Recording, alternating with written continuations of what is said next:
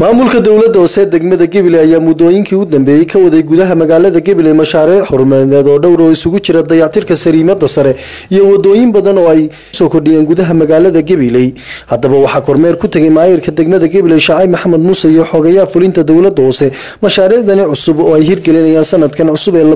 2014 waxa uu ku horgaleen xaaladda guud ee ay u socoto hawshani waxaanay ku tageen kormeer indhaindhayna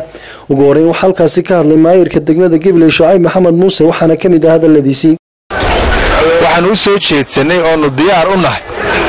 horumarku yani wax qabadku ma yimaado hadaan ummaddu helin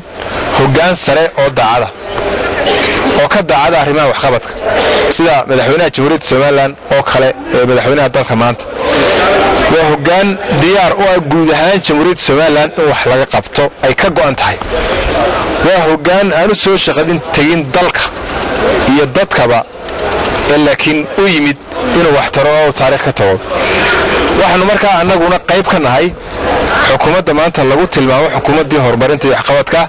ayaanu annaguna qayb ka nahay oo qayb ka mid aanu nahay haddaanu nahay gudoomiyaasha golayaasha deegaanka iyo degmooyinka Soomaaliland sidoo kale xogayaha fulinta dawladda Saad Raxmaan Nuur Bakar ka hadlay kormeerkoodani ayaa waxa ka mid ah hadaladiisii in lagu hamiyo in Soomaaliland gabiyeeduba ay wada noqoto oo Puntland isku xidho dalka Soomaaliland guud ahaan gabi ahaantiida oo gacanta lagu hayo oo lagu wada jiro waa Ilaahay wuxuu noo soo saaray madaxweynihii horumarka inoo shaqeynayay ee wax loo qabanayay ee waddankeena inoo dhisayay ee inoo hagaajinayay taas oo dawladaha hoosana ay maadaama geesta kale qaar ka mid ah dadweynaha ku dhaqan magaalada Gabiley ayaa aad u soo dhaweeyay dawladda hoose degmada Gabiley mashaariicdan horumarineed ay ka wada gudaha qofkii yaanu aan jeeda kala ayuu arkaya sida wax looga qabtay sida loo hagaajiyo waxaanu rajaynaynaa waliba halka in kor looga sii wado laamiyadeeda wax kasta wax kale oo meesha sheegaynaa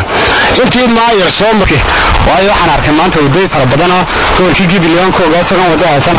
wadada isku ka sare qalax tagto mooyaane waxaan arkayaa maanta horumar fara badan oo gobolkii la gaarsiiyay haddii ay saad ismaan la halkan ee sariibadan oo arkayaa annagu halka waxaan ku jiray ilaahu baan ilaalinaya dhaqir loo qaadi kaadin halkii dawladda soo gashay cagafida laga gurayay aad baan u fajaacno qeyraan ugu kordhayba marka waxaan leenahay annagu imka dawladda waxaan leenahay ninka dalka wax u qabanaya ayaa lagu dacatiin ninka dalka wax soo saaraya wax u qabanaya jidadka saaraya